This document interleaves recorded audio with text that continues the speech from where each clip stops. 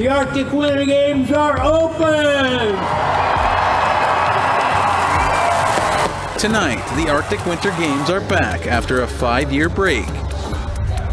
But I also see the downside, what I'm gonna lose, my lifestyle, our tradition. Plus, James Bay Cree voiced their concerns about a lithium mine. It was Gino's toughness and his skill that made him famous. However, it was his huge heart and generosity that kept him in the public eye. And a hero's memorial for a hockey legend.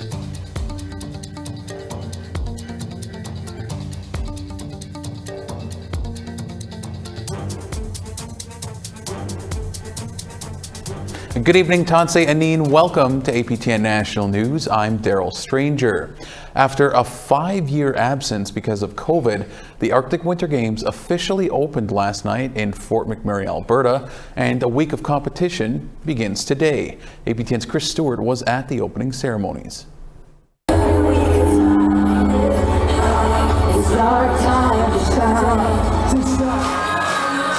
Temperatures around -20 didn't stop thousands of fans from filling up the stadium in McDonald Island Park in Fort McMurray.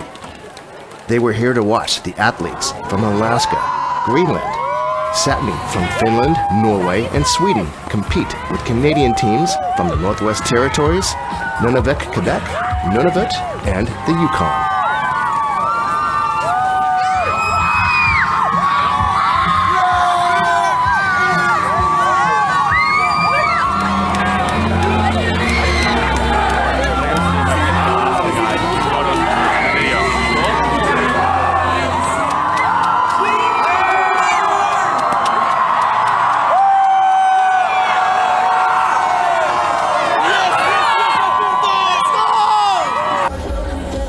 There was a week of competition in 20 events, from alpine skiing, archery, basketball, biathlon, hockey, and northern games like futsal and Dene games. With music and the torch relay, the games were officially opened. Okay, this is what you've been waiting for. Everybody, athletes, coaches, officials, mission staff, everybody in the community, the Arctic Winter Games are open!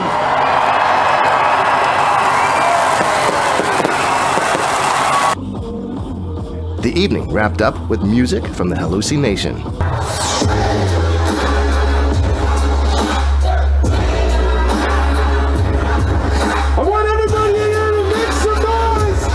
It was amazing. It was just, we got the fireworks going behind me here. It's just another example that we are here and we are ready to shine. Was it cool playing in front of thousands of people? Yeah. What was the best part?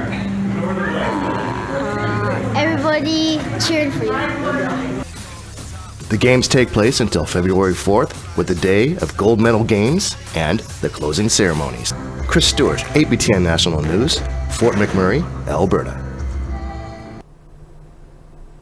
Well, we want to hear what you think about the Arctic Winter Games finally being back.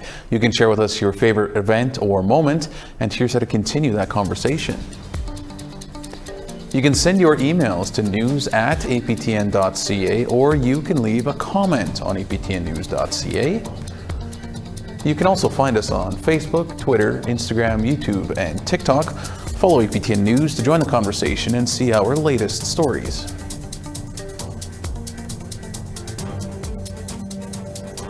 The feds are ready to make the James Bay Lithium mine part of Canada's critical minerals strategy to domestically produce minerals needed for electric vehicles. But some Cree community members are concerned about how the mine will transform their traditional territory. Amelia Fournier has more. The vast territory of Iuichi has provided for the Cree since time immemorial, but now there's a new source of wealth located underneath the ground. I have mixed feelings. Yes, I see the potential of economy for this mine, but I also see the downside, what I'm gonna lose, my lifestyle, our tradition. The James Bay Lithium mine will cut through Tallyman Brian Wapanakapo's trapline in the ancestral territory of the Cree of Eastmain in northern Quebec. It has been approved by the federal government, but that doesn't mean it's a done deal yet. The mine, proposed by the company Alchem Galaxy Resources Limited, hasn't received approval from Quebec. Before that happens, an independent environmental review body has to hold public hearings in affected communities. On January 24th, Wapanakapo outlined his concerns for hunters. This area where the mining project is going to be is one of our prime and key hunting areas. It's going to be affected. Wapanakapo wants to see more income security for hunters so they can get more equipment to continue their lifestyle. Every time there's a project happening around the area, for example, the hydro, the mining, the hunters are the ones who are most affected and they're the least taken care of. The Cree from East Main at the public hearings asked several questions about how their community will be taken care of by the mining companies. I'd like to have a history lesson for Alchem. Is he a successful company? How many successful projects he had? Is there a storyline? Has he messed up his projects? I'd like to know. Consultations and studies in collaboration with the Cree Nation have been underway for the past 5 years, says Denis Couture, head of Alchem Galaxy Canadian operations. Couture said the mine will bring jobs and revenue to the Cree of Iuichi, but lithium mines can pose health and environmental risks. Concerns voiced at the public hearing echoed those of Ernie Moses, a tallyman whose trapline will be destroyed by the neighboring upcoming Rose lithium mine. At the public hearing on January 24th, he said he didn't fully support the James Bay lithium mine and wants to make sure community oversees the project. Couture promised that the company will continue the environmental and health monitoring process alongside trappers and the Cree Health Board. Rehabilitation money need to close, they will be put on the side right at the construction at the beginning of operation. So if something happened year 5, year 10, year 15 after, the money will be parked in the bank account and we cannot do anything with this outcome. Even we go bankrupt, we cannot take that money. So the government will take that money and do the work. But Charles Isao, a cultural teacher with the Cree Health Board, said it's too early to tell what will be the long-term impacts. Tailings and all that stuff that get into the water systems. And once it starts to get into that system, then I'd have a concern. I'd be really concerned about the plant life, the animal life, everything that we have in our Indigenous life. Crees have until February 27th to send questions and concerns to this email. Emilia Fournier, APTN National News, Montreal. All right, we have to step aside for a short break, but first, here's Lee Wilson with a look at what he is working on. I'm Lee Wilson. Coming up soon, I'll have this story from Prince Rupert, BC. Nearly 40 people are facing evictions. Simshan elder and survivor Ronald Shaw has lived in his apartment along with his wife for 20 years. Tough world to live in, really, when, you're okay and then all of a sudden you have to find a place. The city of Prince Rupert and the BC government recently made changes to try eliminate rent evictions, but tenants are left searching for new homes. Possible for an elder on their income to get a rental here. It's totally impossible. There's no way. This story coming soon on APTN National News.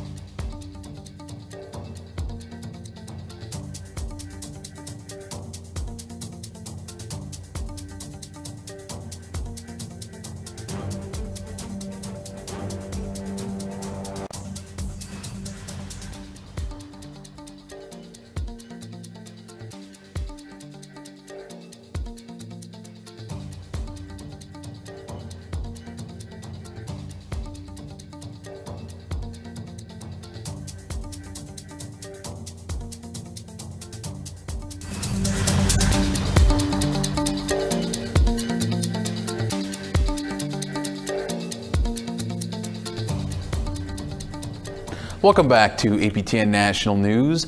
Parliament is back in session after a 6-week break. The healthcare crisis and the high cost of living are sure to dominate the first sitting of 2023. APTN's Fraser Needham has more. At a morning press conference, NDP leader Jagmeet Singh said his party would not stand for what he calls the government's endorsement of Ontario's move to privatize Medicare. I am surprised that Justin Trudeau now is applauding and supporting Doug Ford's for-profit privatization. It's a major flip-flop. Well, during question period, Conservative leader Pierre Poilievre railed against the Liberal government for failing to address rapidly rising prices. After 8 years of this Prime Minister, mortgage payments have doubled, up to $7,000 per month for an average house in Toronto. Rent prices have doubled, up to $2,500 a month for an average place in Toronto. The number of people eating at food banks has gone up to 1.5 million. Prime Minister Justin Trudeau defended his government. Mr. Speaker, over the past number of years, we've invested in supporting Canadians from coast to coast to coast, to lift families out of poverty, to help seniors make ends meet, to invest in low-income renters, to help people access dental care for their kids. Also on Monday, a parliamentary committee examined an Indigenous languages study. And on Tuesday, Nova Scotia Liberal Jaime Baptiste is expected to bring his concerns to another committee over proposed changes to the electoral boundaries in his riding. Fraser Needham, APTN National News, Ottawa. Inuit, like other Indigenous people, are overrepresented in the justice system. And with that in mind, the federal government recently announced just over $1 million in funding to the Nunatsiavut government.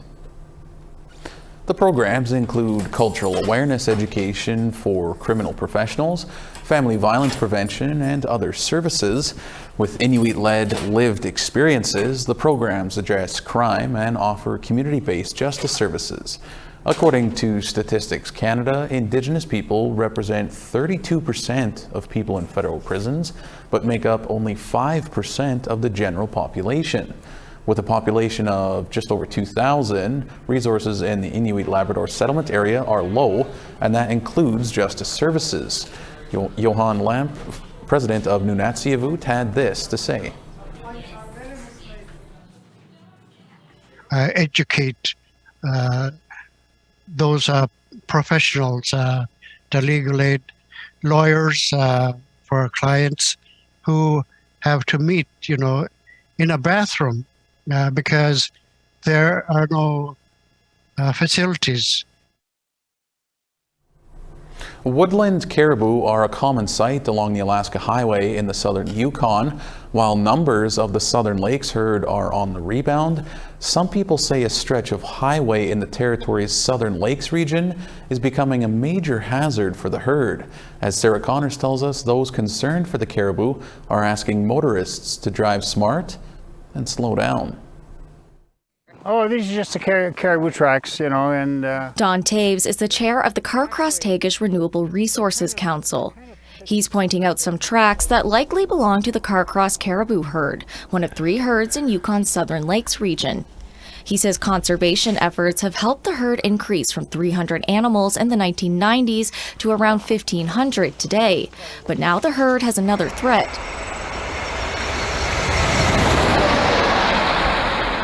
Vehicles traveling on the Alaska Highway. Because we now have 1,500 caribou, 12 or 1,500, you know, we have vehicle collisions that we didn't have before.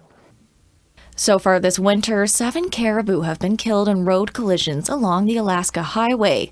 5 of those collisions occurred in this 15-mile stretch between Judas Creek and Jake's Corner. While those numbers are typical, the Carcross-Tagish Council is worried that too many caribou are being lost to collisions. 70% of the caribou that are killed are pregnant cows, you know, in January, February, and March. So it's a huge loss. It's a double loss, actually. It's more than one animal. This stretch of highway has some of the best habitat for caribou and crosses paths with the herd's winter range. The herd can also be hard to spot during January's limited daylight hours. Taves says big trucks like these can be especially devastating. Very often it's a herd of caribou in front of it. So they don't hit one animal, they hit 3 or 4 or 5. Citizens of Carcross-Tagish First Nation are also concerned about the collisions. Because no matter how much signage you put up, it doesn't seem to be working. They've been there for many years. Edna Helm says it's not just caribou that are being hit by vehicles. Just the other day, there was a yearling moose got killed, and then the mother standing on the side of the road looking. She's also concerned drivers are not reporting collisions. Nobody reported it. Nobody reports a lot of these things, so I think there might be a lot more hit because they can go off the side of the road and you won't find them. The range extends into that area. Taves says the council, along with the territorial departments of Environment and Highways and Public Works, are working to warn drivers. That includes installing lighted signs and clearing vegetation along the highway so motorists can spot caribou before it's too late. So you really have to be aware and slow down and drive smart, especially through this stretch of the Carcross caribou herd winter range. Since the highway is here to stay, Taves says the recovering caribou population depends on drivers being cautious. Sarah Connors, APTN National News, Marsh Lake. All right, it's time for one final break. When we come back, the story of a memorial for a hockey legend.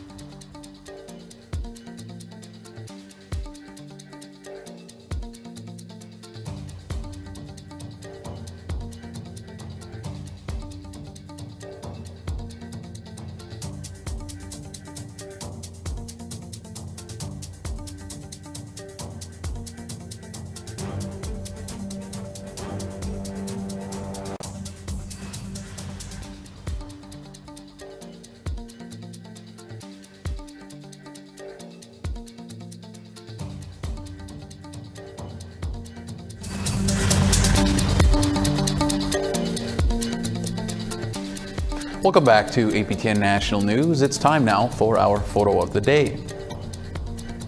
Patsy West sent in a series of great photos that show the natural beauty of the Witat Nation village in British Columbia. That's a great shot there. Thanks so much for sharing that view, Patsy. If you would like to share your community, family, culture, food, pets, or nature with us, you can send your photos to share@aptn.ca for the chance to be our next photo of the day. All right, and now let's take a look at tomorrow's weather forecast.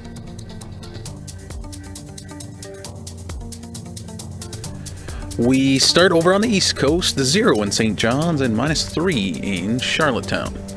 -30 in Coujwac and -22 in Happy Valley Goose Bay. -10 in Montreal and -11 in Quebec City. -9 in London and -5 in Toronto. -11 in snow in Timmins and -19 in Sioux Lookout. The cold spell continues, -33 in Churchill and -23 in Norway House.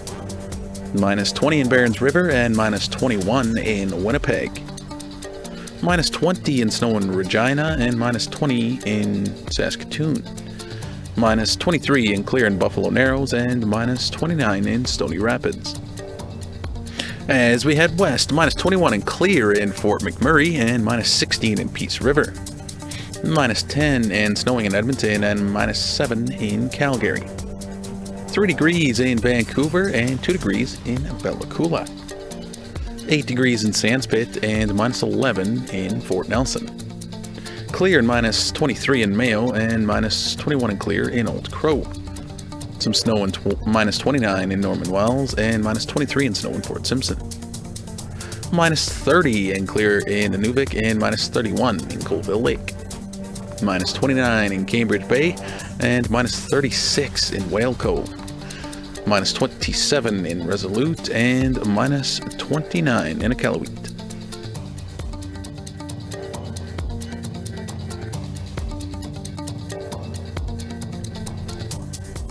The Algonquin Assassin and former NHL enforcer Gino Odjick was laid to rest in his home community of Kitigan Zibi in Quebec over the weekend. Family took time to speak with media before the private service. Here's Annette Francis with that story.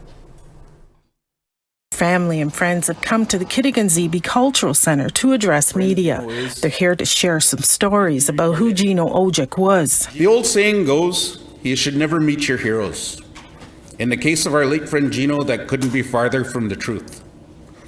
If Gino wasn't your hero before you met him, he certainly was afterwards.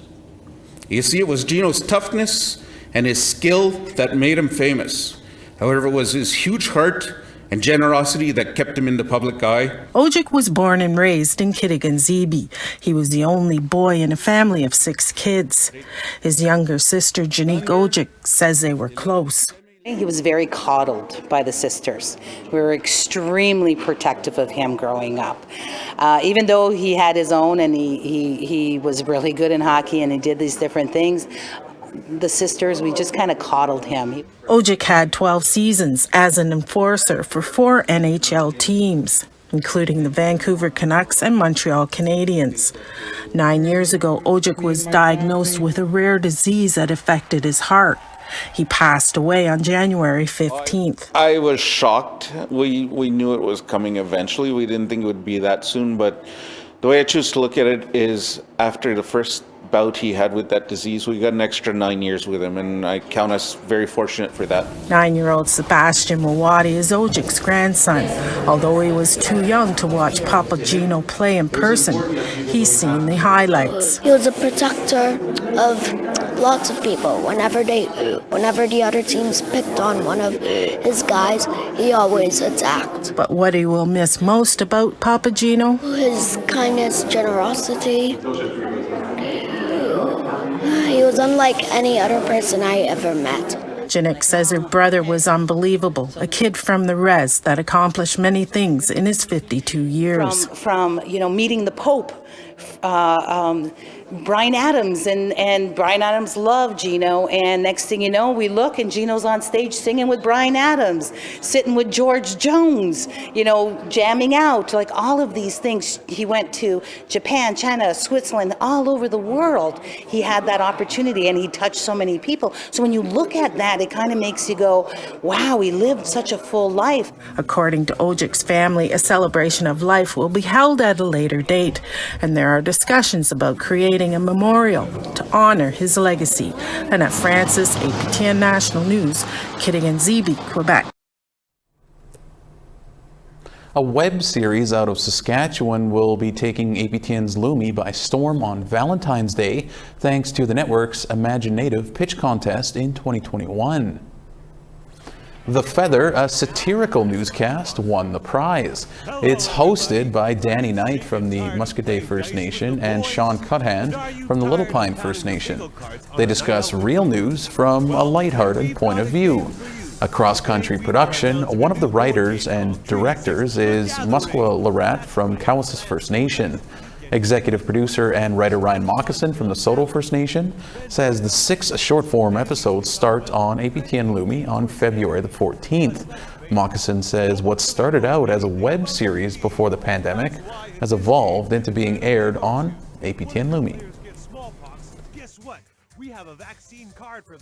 But it kind of transformed into this video-based project where we emulate real news, but from a funny perspective. So think about like the Daily Show, except all Indigenous, and it's all written by Indigenous people, me and 3 other writers. Well, scientists have found an unexpected discovery on Mars, a formation resembling the face of a bear. The photo was taken by the camera on NASA's Mars Reconnaissance Orbiter. Scientists say the bear's head is actually a surface fracture, and the eyes were formed by 2 craters. The bear's snout, they say, could be a collapsed structure like a volcanic vent. Well, that is certainly something to look at, and we'll have to check it out a little more clearly maybe. If you missed anything from our show tonight or want to learn more about any of our stories, our website, aptnnews.ca, has you covered. That is all we have for you tonight. I'm Daryl Stranger. Thank you so much for joining us. Miigwech, and have a great night.